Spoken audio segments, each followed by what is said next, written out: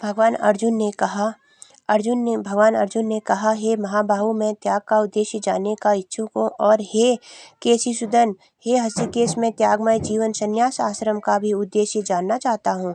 तात्पर्य वास्तव में श्रीमद्भागवत 17 अध्याय में ही समाप्त हो जाती है। 18वां अध्याय तो पूर्वोचित विषयों का पूर्वक संक्षेप है। प्रत्येक अध्याय में भगवान बल देकर कहते हैं कि भगवानों की सेवा ही जीवन का चरम लक्ष्य मार्ग है, चरम लक्ष्य है। इसी विषय को इस 18वें अध्याय में ज्ञान के परम गुहा मार्ग के रूप में संक्षेप बताया गया है, और प्रथम 6 अध्यायों में भक्ति योग पर बल दिया गया।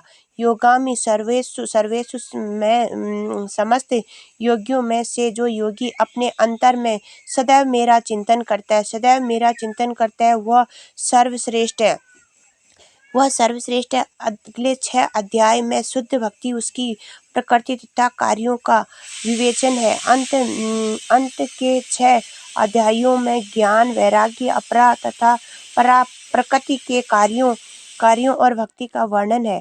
निष्कर्ष रूप में यह कहा गया है कि सारे कार्यों के परमेश्वर से युक्त होना चाहिए, जो ओम तत्व सत्व शब्दों से प्रकट होता है, और ये शब्द परम पुरुष विष्णु के सूचक है। श्रीमद्भागवत गीता के तिथि खंड से यही प्रकट होता है कि भक्ति की एकमात्र जीवन का चरम लक्ष्य है। पूर्ववर्ती आचार्यों तथा ब्रह्मा सूत्र या वेदांत सूत्र का उदाहरण देकर इसकी स्थापना की गई है।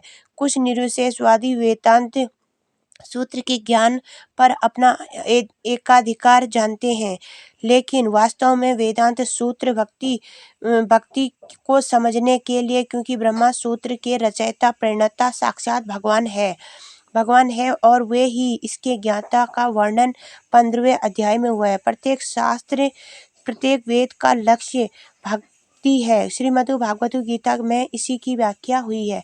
गोविंद भगवान श्री कृष्ण।